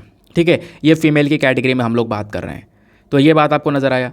बाकी जो ये बेरोज़गारी है ये पिछले कुछ समय पर तेज़ी से डिक्रीज़ हुई है, कम हुई है, वो यहाँ पर समझाया गया इस पर्टिकुलर आर्टिकल के अंदर में। तो ये आपको बेसिक चीज़ समझ में आ गई। अब एग्जाम में क्या यहाँ से कुछ बनेगा? नहीं, एग्जाम में यार कुछ नहीं बनेगा। अगर एग्जाम परस्पेक्टिव से आपको जानना है तो आपको पता होना चाहिए कि ये पीरियोडिक लेबर फोर्स सर्वे होता क्या है, कौन लाता है, ये जो बेरोज़गारी कितने प्रकार की होती है, ये चीज़ें पता होनी चाहिए। क्योंकि यूपीएससी में जो क्वेश्चन बनता है वो यहीं से बनता है। मैं आपको दिखाता हूँ तरीका क्या है क्वेश्चन पूछने का यूपीएससी का। दोस्तों स्क्रीन पर आप नीचे देख सकते हो, सारा डेटा आपको यहाँ पर मिल जाएगा। ठीक है, तो पीरियोडिक लेबर फोर्स सर्वे क्या होता है, यहाँ पे देखो, इस सर्वे को नेशनल स्टैटिस्टिकल ऑफिस लॉन्च करता है। अप्रैल 2017 से यहाँ पे इसको लॉन्च करना शुरू किया है। इस सर्वे का मेन ऑब्जेक्टिव क्या है? पता लगाना, ट्रैक करना देश में बेरोज़गारी और रोज़गार कितने लोगों को मिल रहा है, बेरोज़गारी किस लेवल पर है, रोज़गार किस लेवल पर है, इस चीज़ को यहाँ पर ट्रैक करना। इसको कैसे ट्रैक किया जाता है? इसको 3 तरीके से ट्रैक किया जाता है। एक तो वर्किंग पॉपुलेशन रेशियो देखा जाता है, कितने लोग आज के समय पर काम कर रहे हैं। दूसरा लेबर फोर्स पार्टिसिपेशन रेट, किस तरीके से यहाँ पे जो काम करने में जो लोगों का पार्टिसिपेशन है वो इंक्रीज़ हुआ है, प्लस बेरोज़गारी स्तर क्या है, इन सब चीज़ों को यहाँ पर इसमें चेक किया जाता है। तो टोटल डेटा हमें बेरोज़गार और रोज़गार का ये मिल जाता है इस particular periodic labour force survey के तहत, स्पेशली शहर का डेटा। अब दोस्तों यहाँ पे कुछ इंपॉर्टेंट टर्म्स हैं, जैसे यहाँ पर आपने देखा होगा अनएम्प्लॉयमेंट रेट। क्या होता है अनएम्प्लॉयमेंट रेट? क्योंकि ये periodic labour force survey unemployment rate को दर्शाता है। तो अनएम्प्लॉयमेंट रेट क्या है? अनएम्प्लॉयमेंट रेट बेसिकली एक ऐसा परसेंटेज है जहाँ पे दर्शाया जाता है कि कितने लोग यहाँ पर बेरोज़गार हैं। सही है। बाकी लेबर फोर्स क्या है? लेबर फोर्स यहाँ पे अगर आप देखोगे, यानी कि जो कितने लोग यहाँ पे कह सकते हो एम्प्लॉयड हैं, यानी कितने लोगों को रोज़गार मिला है, कितने लोग यहाँ पर बेरोज़गार हैं एक पर्टिकुलर वीक के कैटेगरी में, तो वो यहाँ पर हमारा लेबर फोर्स सर्वे कहलाता है। उसके अलावा वर्किंग पॉपुलेशन रेशियो क्या कहलाता है? WPR क्या होता है? WPR को हम डिफाइन कर सकते हैं, ये एक ऐसा परसेंटेज है जहाँ पर हमें पता लगता है कि हमारी जितनी पॉपुलेशन है, कितने लोग इस पॉपुलेशन में, उस जनसंख्या में कितने लोग यहाँ पर काम कर रहे हैं, कितने लोग यहाँ पर उनको रोज़गार मिला हुआ है। ठीक है, अब ये कुछ बेसिक चीज़ें बार बार रिपीटेड हैं। ठीक है, WPR ये सब क्या है? इससे ज़्यादा इंपॉर्टेंट जो है वो है अनएम्प्लॉयमेंट, क्योंकि दोस्तों ओवरऑल हम बात कर रहे हैं बेरोज़गारी की, अनएम्प्लॉयमेंट की, कि अनएम्प्लॉयमेंट का रेट या इसका स्तर कम हुआ। तो बात यहाँ पर यह है कि अनएम्प्लॉयमेंट कितने प्रकार के होते हैं। दोस्तों ढेर सारे प्रकार होते हैं। सबसे पहला प्रकार होता है या सबसे पहला टाइप होता है वो है डिसगाइज अनएम्प्लॉयमेंट। ये इंपॉर्टेंट है, यूपीएससी ने यहाँ से क्वेश्चन भी पूछा हुआ है। तो डिसगाइज अनएम्प्लॉयमेंट क्या है? दोस्तों ये एक ऐसा तरीका है जहाँ पर ज़्यादा लोग, यानी कि देखो ज़रूरत तो कम लोगों की है इस नौकरी में, लेकिन ज़्यादा लोगों को रोज़गार दे दिया गया है। ज़रूरत नहीं थी ज़्यादा लोगों की, लेकिन ज़्यादा लोगों को दे दिया गया। अब जो एक्स्ट्रा लोग हैं वो उसमें कुछ ज़्यादा ऐड नहीं कर रहे हैं। एक्स्ट्रा लोगों की जो प्रोडक्टिविटी है वो ज़ीरो है, कुछ नहीं कर रहे हैं वो, लेकिन उनको भी यहाँ पर सैलरी मिल रही है। इससे क्या हो रहा है कि जो नॉर्मल लोग जो कुछ ऐड कर रहे हैं उनकी सैलरी का हिस्सा, कुछ हिस्सा ऐसे लोगों के पास में जा रहा है जिनको कुछ नहीं मिल रहा। For example agriculture sector. मैं आपको एक बहुत बड़ी एग्जाम्पल देता हूँ। मान लो यहाँ पर एक प्लॉट है, ये बहुत बड़ा सा, एक बहुत बड़ा खेत है। अब इस खेत में यहाँ पर 15 लोगों की ज़रूरत है इस पूरे खेत का काम करने के लिए। फसल की कटाई, बुनाई, जो भी काम करना है वो सारा काम यहाँ पर ये 15 लोग कर सकते हैं। ठीक है, अब सपोज़ यहाँ पे किसी कंपनी ने रखा है, वो 15 लोग काम कर रहे हैं। अब 15 की जगह उस कंपनी ने यहाँ पर, देखो 15 लोगों की तो ज़रूरत है, ये 15 लोगों में काम हो जाएगा, सारा काम निपट जाएगा। लेकिन कंपनी ने ज़बरदस्ती 20 लोग रख दिए हैं। अब 20 लोग यहाँ पे रख दिए, यानी कि जो एक्स्ट्रा 5 लोग आपको दोस्तों देखने को मिल रहे हैं वो डिसगाइज्ड अनएम्प्लॉयमेंट की कैटेगरी में आ रहे हैं। यानी वो छिपा हुआ रोजगार है, पता नहीं चल रहा, लेकिन वो 5 लोग जो एक्स्ट्रा है ना, वो काम तो कर रहे हैं, बहुत कम सैलरी मिल रही है उनको, लेकिन वो कुछ एडिशन नहीं कर रहे हैं, है ना, मतलब कुछ उनका कॉन्ट्रीब्यूशन है नहीं। जो 15 लोग कर सकते थे, 15 लोग यहाँ पे सारा काम कर रहे हैं। ये जो एक्स्ट्रा 5 लोग हैं, इनकी जो प्रोडक्टिविटी है, जो मार्जिनल प्रोडक्टिविटी है, ओवरऑल इनका कॉन्ट्रीब्यूशन है वो ज़ीरो है, कुछ ऐड नहीं कर रही है। तो ये क्या कहलाता है? Disguised unemployment. समझ गए? तो ये हो गया डिसगाइज्ड अनएम्प्लॉयमेंट। सिंपल से डेफिनेशन, अगर आपसे डेफिनेशन पूछा जाए तो क्या बताओगे? More people are employed than actually needed. फिर आता है दूसरा सीजनल अनएम्प्लॉयमेंट। जो सीजनल बेरोजगारी है, सीजन वाइज आती है। भाई मान लो यहाँ पर कोई काम है जो ठंडियों में चलता है, गर्मियों में नहीं चलता, तो भाई वो गर्मी में इंसान बेरोजगार रहेगा। सिंपल सा एग्जाम्पल है। तो ऐसे हम एग्रीकल्चर सेक्टर में भी देखते हैं, कई सारी फसलें यहाँ पर उगाई जाती हैं अपने सीज़न के हिसाब से, तो जब सीज़न नहीं होता है तो यहाँ पर वो बेरोजगार रहते हैं, वो सीजनल अनएम्प्लॉयमेंट हो गया। फिर आता है एक स्ट्रक्चरल अनएम्प्लॉयमेंट, ये थोड़ा इंपॉर्टेंट है। स्ट्रक्चरल अनएम्प्लॉयमेंट क्या होता है? ये एक ऐसी कैटेगरी का बेरोजगारी है जहाँ पर जो जॉब मार्केट में अवेलेबल है और इंसान के पास में जो स्किल है वो मैच ना करे। भाई आपको कुछ और काम आता है, लेकिन मार्केट में कोई दूसरा काम अवेलेबल है, तो मार्केट में जो काम अवेलेबल है और जो आपकी कौशलता, आपकी जो स्किल है वो मैच नहीं कर रहा है, इसकी वजह से आप बेरोजगार हो, तो वो क्या कहलाएगा? Structural unemployment. इसके लिए मतलब सिंपल सा कह सकते हो, इंसानों में स्किल्स की कमी होना, क्योंकि जिस तरीके से टेक्नोलॉजिकल सेक्टर ग्रो हुआ है, हमें अपने स्किल्स को भी अपग्रेड करना है, और हमारी स्किल्स अगर अपग्रेड नहीं होती हैं तो हम पीछे रह जाएंगे।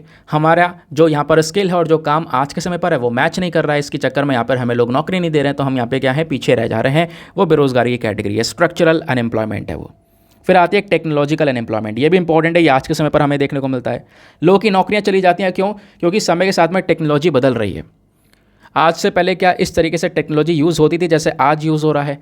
आज हम हर तरीके की टेक्नोलॉजी यूज़ कर रहे हैं, ठीक है। तो समय के साथ में हमको भी अपने आप को बदलना पड़ता है, और इस टेक्नोलॉजी के अंदर में जो चेंजेस हुए हैं, इसने लाखों लोगों की नौकरियां खाई हैं, क्योंकि लोगों को वो टेक्नोलॉजी नहीं आती थी, वो स्किल्स नहीं है उन लोगों के पास में। लेकिन अब एकदम से यहाँ पर सिस्टम चेंज हो गया, तो उनको यहाँ पे अपने हिसाब से बदलना था, लेकिन वो बदल नहीं पाए, तो इसके चक्कर में बेरोजगारी, वो टेक्नोलॉजिकल अनएम्प्लॉयमेंट हो गया। फिर आता है एक फिक्शनल अनएम्प्लॉयमेंट। फिक्शनल अनएम्प्लॉयमेंट थोड़ा सा यहाँ पर इंटरेस्टिंग सा है। यहाँ पर क्या है भाई, एक इंसान एक जगह पर नौकरी कर रहा था, अब यहाँ पे क्या हुआ, वो नौकरी छोड़ना चाहता है। अब नौकरी छोड़ दी उसने, अब छोड़ने के बाद में वो दूसरी नौकरी की तलाश कर रहा है, ठीक है। अभी उसे दूसरी नौकरी मिली नहीं है, लेकिन दूसरी नौकरी की तलाश कर रहा है, तो इस बीच तो वो बेरोजगार है ना। तो इस बीच की जो बेरोजगारी होती है उसको हम लोग फ्रिक्शनल अनएम्प्लॉयमेंट बोलते हैं, ठीक है। फ्रिक्शनल अनएम्प्लॉयमेंट को सर्च अनएम्प्लॉयमेंट के नाम से भी जाना जाता है। ये वो टाइम है between the jobs when individual is searching for a new job और स्विचिंग बिटवीन द जॉब्स, जब एक पर्सन दूसरी नौकरी को देख रहा होगा, तो वो फ्रिक्शनल अनएम्प्लॉयमेंट हो जाता है। फिर आता है एक वल्नरेबल अनएम्प्लॉयमेंट, ये वल्नरेबल एम्प्लॉयमेंट है, ये हमारे देश में सबसे ज़्यादा है। ये वल्नरेबल एम्प्लॉयमेंट क्या है? इसका मतलब लोगों को नौकरी पे तो रख रखा है, लेकिन नौकरी पे रख के यहाँ पर उनकी जो पूरी हालत है वो ख़राब कर रखी है। उन लोगों से यहाँ पर बहुत ज़्यादा काम करवाया जा रहा है इनफॉर्मल तरीके से, कोई जॉब कॉन्ट्रैक्ट नहीं है, कोई लीगल प्रोटेक्शन नहीं है, बस खाली काम करते रहो, एक जानवरों की तरह काम करवाया जा रहा है। तो वो यहाँ पर वल्नरेबल एम्प्लॉयमेंट है, और ये सबसे मेन प्रकार का बेरोजगार है इंडिया में, ठीक है, क्योंकि उनको जॉब में कोई प्रोटेक्शन नहीं मिल रही है, बस खाली काम करवाया जा रहा है, ऐसी बिना कोई प्रोटेक्शन दिए। तो ये भी यहाँ पे एक प्रकार का अनएम्प्लॉयमेंट की कैटेगरी में आता है। तो ये हो गए हमारे टाइप्स ऑफ अनएम्प्लॉयमेंट। कहोगे ये पढ़ना क्यों ज़रूरी था? पढ़ना इसलिए ज़रूरी था दोस्तों, क्योंकि क्वेश्चन जो बनेगा, जैसे मैंने बोला एग्जाम में, अब अनएम्प्लॉयमेंट बढ़ रहा है, कम हो रहा है, वो हमें कोई लेने देना नहीं है। हमने वो डेटा स्पेसिफिकली देखा, और डेटा पढ़ने के बाद में जो एग्जाम में अगर पूछा जाएगा, सिलेबस के अकॉर्डिंग चलना है, तो बैकग्राउंड डेटा आपने समझना होगा। अब 2013 में क्वेश्चन यही था कि भाई डिसगाइज्ड अनएम्प्लॉयमेंट जनरली क्या होता है। यहाँ पे आपको 4 ऑप्शन दे दिए गए। तो डिसगाइज्ड अनएम्प्लॉयमेंट मतलब क्या होता है दोस्तों? मैंने आपको बताया था कि भाई यहाँ पर जो पर्सन एक्स्ट्रा हैं, एक्स्ट्रा नौकरी कर रहे हैं, उनकी ज़रूरत नहीं है, ठीक है, और वो उसका जो प्रोडक्टिविटी है वो ज़ीरो है, तो वो डिसगाइज्ड अनएम्प्लॉयमेंट है। तो सिंपल सी बात है, जिनकी मार्जिनल प्रोडक्टिविटी ऑफ लेबर जब जीरो हो जाएगी तो वो डिसगाइज्ड अनएम्प्लॉयमेंट हो जाएगा। तो option number C is the correct answer, ठीक है। चलो जी, आगे आते हैं हम लोग अपने एडिटोरियल डिस्कशन पे। आज हमारे पास में इकलौता एडिटोरियल है जो काम का है और ये भी इनफॉर्मल अनएम्प्लॉयमेंट के बारे में बात करता है। जिस तरीके से इंडिया में जो वर्कर्स की हालत है उसके बारे में यहाँ पर ये चीज़ें दर्शाता है। ठीक है, कुछ सुधार की ज़रूरत है यहाँ पर, तो वो मतलब एक अच्छा एडिटोरियल है। ठीक है, ओवरऑल। और आज का जो मेंस का क्वेश्चन है दोस्तों, वो भी यहाँ पर इसी आर्टिकल के ऊपर बेस्ड है। तो अच्छे से आपने सारी चीज़ों को सुनना है, उसके बाद में उस क्वेश्चन को अटेम्प्ट करना है। ठीक है, आप सुनोगे तभी यहाँ पर आप अच्छा सा आंसर लिख सकते हो। ठीक है, चलो फिर शुरू करते हैं और इस आर्टिकल को यहाँ पे समझने की कोशिश करते हैं ना। दोस्तों, पहली बात तो ये एडिटोरियल क्यों लिखा गया, क्योंकि आज 10 अक्टूबर है। कहोगे 10 अक्टूबर है तो खास क्या है भाई? 10 अक्टूबर को हम लोग वर्ल्ड मेंटल हेल्थ डे मनाते हैं। ठीक है, वर्ल्ड मेंटल हेल्थ डे को ऑब्जर्व किया जाता है। तो राइटर ने उसी चीज़ के ऊपर फोकस किया है कि भाई यहाँ पर इस बार का जो वर्ल्ड मेंटल हेल्थ डे है 10 अक्टूबर का, इस साल का जो थीम है वो है mental health as a universal human right. लेकिन दूसरी तरफ यहाँ पर राइटर बोलती हैं भाई आप अलग अलग स्टडीज़ देख लो।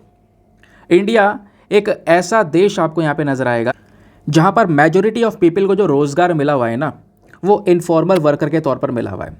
प्रॉपर कोई भी जॉब प्रोटेक्शन नहीं है उनकी, कभी भी नौकरी जा सकती है, कोई कॉन्ट्रैक्ट नहीं है, कोई लीगल प्रोटेक्शन नहीं, कोई स्कीम का फ़ायदा नहीं, कोई बेनिफिट नहीं, केवल काम करवाया जा रहा है, काम करवाया जा रहा है। ठीक है, और उससे उस पर्सन के मेंटल हेल्थ के ऊपर क्या इंपैक्ट पड़ रहा है उसको नहीं सोचा जा रहा है। तो राइटर ने यहाँ पर बोला एक स्टडी आई है इंटरनेशनल लेबर ऑर्गेनाइजेशन की। उस स्टडी ने यह बताया है कि 15% जो वर्किंग एज एडल्ट्स हैं, 15% जो काम करने वाले एडल्ट्स हैं जिनकी उम्र यहाँ पर 18 से ऊपर है, वो कहीं ना कहीं मेंटल डिसऑर्डर से गुजर रहे हैं। अपना कहीं ना कहीं एक मानसिक उनका जो संतुलन है वो कहीं ना कहीं डिस्टर्ब हुआ है। ठीक है, कहीं ना कहीं यहाँ पर उनको बहुत ज़्यादा नेगेटिव इमोशंस वगैरह देखने को मिल जाते हैं। एक तरफ यहाँ पे कई सारे लोग हैं जिनको बहुत डिसेंट नौकरी मिली है और उनका मेंटल हेल्थ अच्छी तरीके यानी पॉजिटिव वे में इन्फ्लुएंस हुआ है, मेंटल हेल्थ उनका बहुत अच्छा है। दूसरी तरफ लोग बेरोज़गार हैं, अनएम्प्लॉयमेंट है, अनएम्प्लॉयड आपको देखने को मिलेंगे। लोग काम पे जा रहे हैं तो वहाँ पे उनके साथ भेदभाव हो रहा है, डिस्क्रिमिनेशन हो रहा है। गरीब लोग हैं, उनका मेंटल हेल्थ देखो तो उनका मेंटल हेल्थ कहीं ना कहीं एक नेगेटिव इमोशन की साइड में आपको देखने को मिलेगा। उनके मेंटल हेल्थ पर क्या बीत रही है वो यहाँ पर कोई दूसरा पर्सन नहीं समझ सकता। कुछ और वर्कर्स हैं जो यहाँ पे बहुत ही कम सैलरी में आज के समय पर यहाँ पर काम कर रहे हैं। ठीक है, उनकी जॉब इनसिक्योर है, कोई सिक्योरिटी नहीं है, कभी भी नौकरी चली जाएगी, बिल्कुल अकेले रहना पसंद कर रहे हैं। उनका आप अगर मेंटल हेल्थ देखोगे तो बहुत ही ज़्यादा डिस्टर्ब हो चुका है उनका। ठीक है, उनका मानसिक संतुलन के ऊपर में एक बहुत बुरा असर पड़ा है, तो आज वो अपने आप को संभाल नहीं पा रहे हैं। इसी चक्कर में यहाँ पर जो सुसाइड के रेट्स वगैरह हैं वो भी इंक्रीज़ हो जाते हैं। आगे मैं इसके बारे में आपको बताऊँगा। अब इंडिया का क्या एक्सपीरियंस है इस केसेस में, ये यहाँ पर राइटर ने समझाया, उस चीज़ को समझो दोस्तों। तो इंडिया के अंदर में जो इनफॉर्मल वर्कफोर्स है, वही वर्कफोर्स यानी कोई प्रॉपर प्रोटेक्शन नहीं, कोई जॉब कॉन्ट्रैक्ट नहीं, कुछ नहीं, बिना किसी जॉब कॉन्ट्रैक्ट के काम कर रहे हैं, बस काम कर रहे हैं, सैलरी ले रहे हैं। तो इनफॉर्मल इस प्रकार का वर्कफोर्स अगर आप देखोगे तो 90% से ज़्यादा जो वर्किंग पॉपुलेशन है उसमें 90% से ज़्यादा लोग ऐसे ही इनफॉर्मल वर्कर हैं इंडिया में। और इन वर्कर्स को कोई प्रोटेक्शन नहीं, और जो एनवायरमेंट है वो अनसेफ एनवायरमेंट है, सेफ एनवायरमेंट भी नहीं है। बहुत लंबे लंबे घंटे काम करवाया जा रहा है, 15-15 घंटे, 12-12 घंटे काम करवाया जा रहा है। कोई सोशल प्रोटेक्शन नहीं है, कोई फाइनेंशियल प्रोटेक्शन नहीं है कि पैसों का कोई सपोर्ट मिल जाए उनको, उनके बुरे समय पर भी सपोर्ट मिल जाए, ऐसा भी कुछ ज़्यादा नज़र नहीं आता है। ठीक है, उसके अलावा जो डिस्क्रिमिनेशन, जो भेदभाव वो फेस करते हैं वो अलग, उसका जो यहाँ पे बॉस उनके साथ में एक एब्यूजिव भाषा यूज़ करता है वो यहाँ पे अलग। ठीक है, तो ये सारी चीज़ें क्या कहें, एक पर्सन की मेंटल हेल्थ को पूरी तरह से हार्म करती हैं। और इंडिया में यहाँ पर खासकर जेंडर डिस्पैरिटीज़ वो भी हमको नज़र आती हैं, है ना। यहाँ पे आपको जेंडर में काफ़ी बड़ा भेदभाव देखने को मिलेगा, महिला और पुरुष में, स्पेशली काम को लेकर। महिलाओं की सैलरी काफ़ी कम रहती है, उनसे भी काम बराबर करवाया जा रहा है, फिर भी सैलरी कम है। स्पेशली जो पेट्रियार्कल सोसाइटीज़ होती हैं, पेट्रियार्कल स्ट्रक्चर्स होते हैं, वहाँ पर जो मैन है, जो पुरुष है, उसको ज़्यादा ऊपर लेवल पर रखा जा रहा है, वो भी एक पर्टिकुलर इशू है। ठीक है, तो इंडिया में ये सब चीज़ हमको देखने को मिलेंगी। अब राइटर ने यहाँ पर united nation development program UNDP के अकॉर्डिंग यहाँ पर एक डेटा शेयर किया है। और क्या बोला है इन्होंने यहाँ पर बोला, यूएनडीपी के अकॉर्डिंग अगर दोस्तों हम बात करें तो बेरोज़गारी, और या बिल्कुल बदतर क्वालिटी के रोज़गार, यानी रोज़गार है भी तो उसका कोई फ़ायदा नहीं है। तो अगर ऐसी सिचुएशन है, इस सिचुएशन का सबसे ज़्यादा असर पड़ता है इंसान के मेंटल हेल्थ के ऊपर। ये ऑलरेडी रिपोर्ट्स बचा चुकी हैं। फिर एक ग्रुप आता है लोकनीति ग्रुप, इन्होंने यहाँ पर काफ़ी सारी स्टडीज़ की हैं, और स्टडी करते हुए यहाँ पर इन्होंने कई सारे लोगों का इंटरव्यू लिया, यानी कि ऐसे लोग जिनकी उम्र 15 से 34 साल है। ठीक है, और ऐसे लोग लगभग 10,000 के आसपास जो लोग हैं, इन सब नौजवानों का इंटरव्यू लिया गया। ठीक है, और इंटरव्यू लेने के बाद में दोस्तों यहाँ पर क्या पता चलता है कि ये लोग ना बहुत ही बड़ी सिचुएशन से गुजर रहे हैं। अलग अलग राज्यों से, स्पेशली 18 राज्यों से इन 10,000 लोगों का इंटरव्यू लिया गया। उसमें ये पता चलता है कि ये जो पर्सन है, इनका जो इमोशन है वो बहुत ही ज़्यादा डाउन हो चुका है, बहुत ही ज़्यादा नेगेटिव इम्पैक्ट हो चुका है। और खासकर अगर कोई इंसान नौजवान है, ठीक है, क्योंकि यहाँ पर इंडिया अगर आप देश देखोगे तो यहाँ पर यूथ की संख्या ज़्यादा है, नौजवान ज़्यादा हैं और बेरोज़गार भी ज़्यादा है। तो नौजवान होने के बाद अगर वो बेरोज़गार है, ठीक है, अनएम्प्लॉयड है, तो कहीं ना कहीं उसके मेंटल हेल्थ के ऊपर एक असर पड़ता है, क्योंकि जो समाज है वो कहीं ना कहीं अलग अलग तरीके से देखता है। उसकी जो सोच है वो यहाँ पर आज के समय पर बहुत ज़्यादा बदल जाती है। अकेला रहना पसंद करता है, कुछ नहीं कर पा रहा है ज़िंदगी में, सपोर्ट नहीं कर पा रहा है फैमिली को, तो उसकी वजह से भी यहाँ पर एक मेंटल हेल्थ के ऊपर असर पड़ता है। और उसके बाद यहाँ पर जो इंटरनेशनल लेबर ऑर्गेनाइजेशन है, इनकी जो रिपोर्ट है, उन्होंने ये हाईलाइट किया कि किस तरीके से जो यहाँ पर ये जो नौजवान वर्कर्स हैं वो यहाँ पर अपना इनफॉर्मल वर्क की तरफ शिफ्ट होते चले जा रहे हैं। क्योंकि जब ओवरऑल लाइफ में कुछ नहीं मिल रहा होता है तो बहुत ही ज़्यादा सस्ती सी घिसी पीटी जो नौकरी है फिर उसको यहाँ पे उनको ज्वाइन करना पड़ रहा है, बहुत ही कम पेमेंट पे, काम की कंडीशन बहुत ही ज़्यादा बुरी है, घंटों घंटों काम करना पड़ रहा है। ऐसे सिनेरियो से यहाँ पर लोगों को गुजरना पड़ रहा है। फिर उसके बाद में यहाँ पर एक रिपोर्ट आती है, स्टेट ऑफ इनइक्वालिटी रिपोर्ट 2022, ठीक है। ये 2022 की जो ये रिपोर्ट है, इस रिपोर्ट ने यहाँ पे हमको दर्शाया कि इंडिया में जो अनएम्प्लॉयमेंट रेट है, बेरोज़गारी का स्तर है, वो एजुकेशन लेवल के साथ साथ इंक्रीज़ हुआ है। भले ही लोग पढ़ाई कर रहे हो, एजुकेशन भी आज के समय पर तेज़ी से बढ़ी है भाई पहले के कंपैरिजन में, लेकिन यहाँ पर अनएम्प्लॉयमेंट भी ज़्यादा है।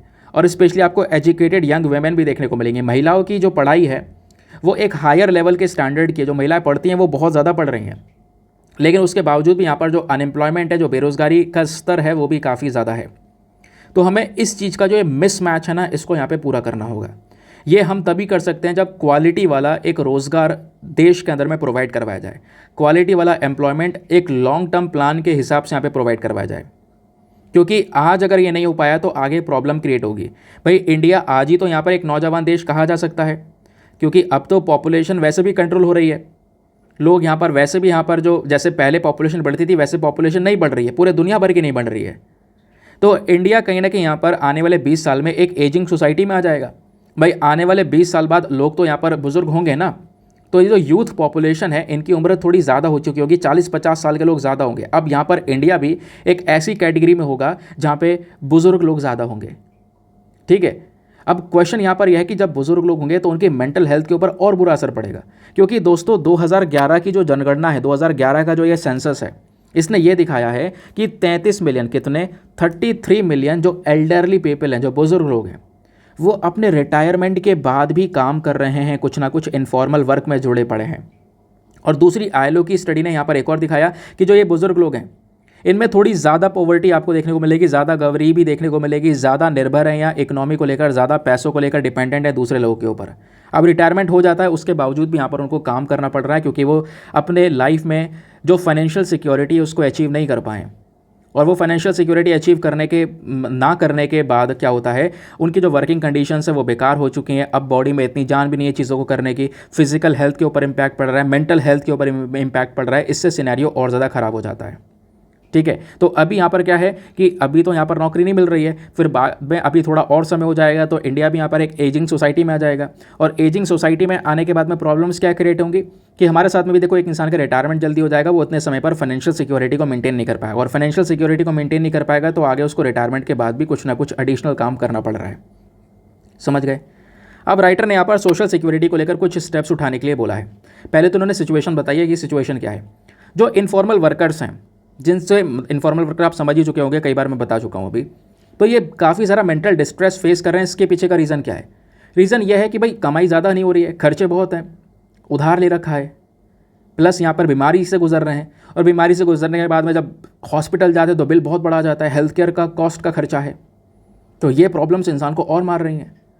उसके अलावा यहाँ पर एक स्टडी हुई है, वेमेन इन इनफॉर्मल एम्प्लॉयमेंट। तो इस स्टडी के दौरान यहाँ पे दोस्तों देखोगे, दिल्ली के अंदर में जो इनफॉर्मल वर्कर्स, स्पेशली जो माइग्रेंट्स जो इधर उधर से आते हैं काम करने के लिए दिल्ली में, है ना, देश भर से कई सारे लोग जाते हैं भाई दिल्ली में काम मिल जाएगा, तो वो जा रहे हैं वहाँ पर काम कर रहे हैं। लेकिन यहाँ पे भी आप देख पाओगे बहुत सारे जो माइग्रेंट्स हैं जो काम कर रहे हैं, उनके हालात भी बहुत बुरे हैं, ठीक है। वो अभी फूड इनसिक्योरिटी से गुजर रहे हैं, प्रॉपर उनको खाना नहीं मिल पा रहा है, एक समय का खाना मिस करना पड़ रहा है कई सारे माइग्रेंट वर्कर्स को, ठीक है। ये प्रॉब्लम्स यहाँ पे क्रिएट हो रही हैं। प्लस यहाँ पर केशव देसी Raju India mental health observatory, एक ऑब्जर्वेटरी लैब है, इन्होंने यहाँ पर ऑब्जर्व किया कि बहुत सारे फैक्टर्स यानी कई सारे कारण हैं जिसकी वजह से लोगों को की मेंटल हेल्थ के ऊपर असर पड़ता है। और वो कारण क्या क्या है? सबसे पहला फूड सिक्योरिटी एक और कारण है, लोगों को प्रॉपर खाना ना मिल पाना, उसकी टेंशन होना। फाइनेंशियल स्टेबिलिटी है दूसरी टेंशन, भाई पैसा नहीं है, ठीक है, फाइनेंशियली वो पर्सन स्टेबल नहीं है, उधार लेना पड़ रहा है, ये प्रॉब्लम्स, इससे भी यहाँ पे लोगों की मेंटल हेल्थ के ऊपर इम्पैक्ट पड़ रहा है। ये अलग अलग रिपोर्ट्स, अलग अलग स्टडीज़ हमको बता चुकी हैं हर तरीके से। कुछ स्कीम्स हम लोगों ने चला रखी है, फॉर एग्जाम्पल MG नरेगा चला रखा है, Mahatma Gandhi national rural employment guarantee act. अब इस MG नरेगा के तहत हम लोगों को रोजगार दे रहे हैं, लोगों को जॉब सिक्योरिटी प्रोवाइड करवा रहे हैं। लेकिन दोस्तों आपको पता होगा, 2-3 दिन पहले मैंने पढ़ाया भी था, वही राइटर ने फेज किया है, क्या मेंशन किया है, भाई भले ही हम MG नरेगा का सपोर्ट ले रहे हो, लोगों को 100 दिन का काम भी मिल रहा है, जो अनस्किल्ड लेबर है उनको एक सपोर्ट मिल रहा है, लेकिन आपको ये भी पता होना चाहिए कि MG नरेगा स्कीम में जो फंड की कमी है पिछले कुछ समय पर वो बहुत तेज़ी से देखने को मिली है। फंड का इशू हुआ है, यहाँ पर फंड का शॉर्टेज है, लोगों को टाइम पर सैलरीज नहीं मिल पा रही है, पेमेंट नहीं मिल पा रहा है, फिर उनको ये छोड़कर कहीं और जाके काम करना पड़ रहा है। और इतना ही नहीं, 2021 की अगर आप रिपोर्ट देखोगे, यहाँ पर मेंशन किया गया है 2021 का जो NCRB का रिपोर्ट है, नेशनल क्राइम रिकॉर्ड ब्यूरो का, ये बताते हैं कि भाई कितने लोगों की जान गई है किस किस कारण की वजह से। तो इस रिपोर्ट ने ये बताया कि 26% जो लोग हैं, 26% जो पीपल हैं, जो डेली वेज अर्नर्स हैं, जो रोज़ कमा रहे हैं, खा रहे हैं, 26% लोगों की जो जान गई है ना, उसके पीछे का रीज़न जो है वो है सुसाइड। अब ये वर्ड मैं बार बार नहीं बोलूँगा क्योंकि यूट्यूब वीडियो को रिस्ट्रिक्ट कर देगा। क्यों? क्योंकि यहाँ पर उनके दिमाग के ऊपर भी एक बहुत बड़ा बर्डन पड़ रहा है, मेंटल हेल्थ से यहाँ पर वो गुजर रहे हैं। तो NCRB के डेटा ने भी यहाँ पर इस चीज़ को मेंशन किया। अब राइटर यहाँ पर ये बोलती हैं कि इस चीज़ को सुधारा जा सकता है। एम्प्लॉयमेंट गारंटी प्रोग्राम्स हो गए, ये हमें ज़रूरत है, इससे हम लोगों की मेंटल हेल्थ को इम्प्रूव कर सकते हैं। और इंडिया को यहाँ पर फोकस करना चाहिए भाई सभी लोगों के लिए एक यूनिफॉर्मिटी लाने के लिए, specially in the employment sector. और हमें यहाँ पर इसके लिए जो इनफॉर्मल वर्कर्स हैं, इनफॉर्मल वर्कर्स का मतलब इतना बड़ा कंट्रीब्यूशन है, क्योंकि हमारे देश की 90% जो जनसंख्या है वो इनफॉर्मल वर्कफोर्स है। और अगर वो काम ना करे तो क्या देश की इकॉनमी ग्रो हो सकती है? नहीं हो सकती है। तो इनफॉर्मल वर्कर्स का एक बहुत बड़ा कंट्रीब्यूशन है हमारे देश की इनकम में, नेशनल इनकम में। लेकिन उसके बावजूद भी वो इकोनॉमिकली, फिजिकली, मेंटली हर तरीके से यहाँ पर वो बुरे हालात से गुजर रहे हैं। तो इंडिया को कहीं ना कहीं मेंटल हेल्थ को लेकर जो बजट एलोकेशन उसको थोड़ा सा इंप्रूव करना चाहिए।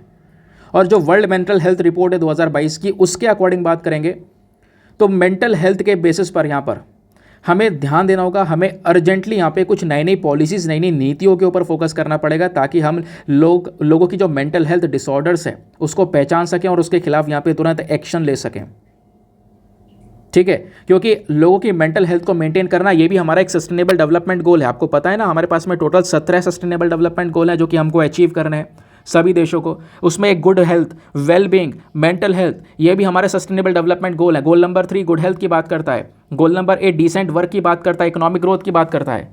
तो भाई यहाँ पर हम लोग एक तरफ SDGs के ऊपर भी फोकस कर रहे हैं, तो इनके ऊपर भी अगर हम लोग स्पेशल फोकस करते हैं तो हमें बहुत ही ज़्यादा ज़रूरत है आज के समय पर इन लोगों के मेंटल हेल्थ के ऊपर फोकस करने की। तो 10 अक्टूबर को मेंटल हेल्थ डे ऑब्जर्व किया जाता है। इस वजह से राइटर ने ये प्रॉब्लम लिखी है कि आखिरकार देश की प्रॉब्लम जो है वो कितने बड़े लेवल पर है, specially in the mental health disorder.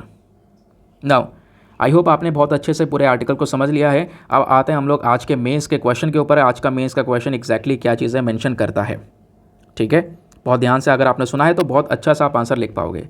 Question बोलता है इनफॉर्मल वर्कर्स, जो अनौपचारिक श्रमिक हैं, ठीक है, जिनका कोई कॉन्ट्रैक्ट वगैरह नहीं है, एक पुअर कंडीशन में काम कर रहे हैं, तो इनफॉर्मल वर्कर्स भले ही यहाँ पर इनका बहुत बड़ा कंट्रीब्यूशन है हमारी देश की अर्थव्यवस्था में, एक बहुत बड़ा योगदान है इनका, लेकिन उसके बावजूद भी ये लोग मेंटल प्रॉब्लम, फिजिकल प्रॉब्लम और इकोनॉमिक प्रॉब्लम से गुजर रहे हैं।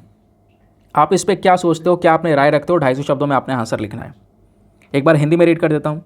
अनौपचारिक श्रमिक राष्ट्रीय आय में अपना महत्वपूर्ण योगदान देने के बावजूद लगातार आर्थिक, शारीरिक और बदले में मानसिक कमजोरियों के संपर्क में रहते हैं। तो आप क्या समझते हो इसे? 250 शब्दों में आंसर लिखना। आप बढ़िया सा आंसर लिख सकते हो पूरे स्ट्रक्चर को बनाकर। और आंसर लिखने के बाद में कहाँ पे सबमिट करना है? टेलीग्राम पर जाना, वहाँ पे जाके सर्च बॉक्स में लिखना दीपक यादव एजुकेशन मेंस ग्रुप। आपको फुल फॉर्म लिखना है, मेरा टेलीग्राम चैनल मिलेगा जहाँ पे ऑलरेडी 70,000 से ज़्यादा लोग जुड़ चुके हैं। आप भी जुड़कर अपने आंसर्स को लेकर सबमिट कर सकते हो। अपने आंसर को लेकर जब आप सबमिट करोगे ना, तो साथ ही साथ में एक छोटा सा काम करना है, एटलीस्ट सभी लोगों को 2-2 आंसर्स रिव्यू करने हैं। जब आप सभी लोग 2-2 आंसर्स को रिव्यू करोगे, बहुत सारे फ़ायदे होंगे आपको भी और सामने वाले को भी। आपको कुछ इंपॉर्टेंट पॉइंट्स मिलेंगे जो आप अपने नोट्स में इंक्लूड कर सकते हो। सामने वाले के आंसर में अगर कोई मिस्टेक होती है तो आप उनको बता सकते हो कि यहाँ पर इंप्रूवमेंट की आवश्यकता है। ठीक है, इस प्रकार से कोऑपरेटिव वे में ग्रुप चलता है और उस ग्रुप का सही उपयोग करना, क्योंकि अगर कोई फालतू की बातचीत होगी तो उस ग्रुप से पर्सन को रिमूव कर दिया जाता है, आपको पता होना चाहिए। ठीक है, तो दोस्तों ये था हमारा पूरा का पूरा डिस्कशन। बाकी ये जो है मैं आपको बता चुका हूँ कि पेड ग्रुप को लेकर क्या इन्फॉर्मेशन है। आई होप आपको मज़ा आया होगा। बहुत सारी चीज़ें मैंने आपको बिल्कुल सरल शब्दों में with proper background information explain की हैं। नाउ चलो आते हैं हम लोग अपने प्रीवियस ईयर क्वेश्चन पर। इसका आंसर क्या है? 2014 का क्वेश्चन था कि भाई यहाँ पर नीचे ऑप्शन में दिए गए कौन से आइलैंड्स हैं जो कि 10 डिग्री चैनल के माध्यम से सेपरेट होते हैं। तो वह है अंडमान ग्रुप ऑफ आइलैंड्स। तो अंडमान आइलैंड, जैसे यहाँ पर अंडमान आइलैंड हो गया और ये निकोबार आइलैंड हो गया, इनके बीच में से यहाँ पर ये 10 डिग्री चैनल निकलता है। तो ये जो 10 डिग्री चैनल है दोस्तों, ये अंडमान एंड निकोबार आइलैंड को सेपरेट करता है। इस वजह से यहाँ पर जो ऑप्शन नंबर ए है इज़ द करेक्ट आंसर। ठीक है, नाउ इसी के साथ में करते हैं हम लोग अपने लेक्चर को समाप्त और मिलते हैं आप लोगों से अगले वीडियो में। आज के लिए bye bye, have a nice day, thank you and जय हिंद।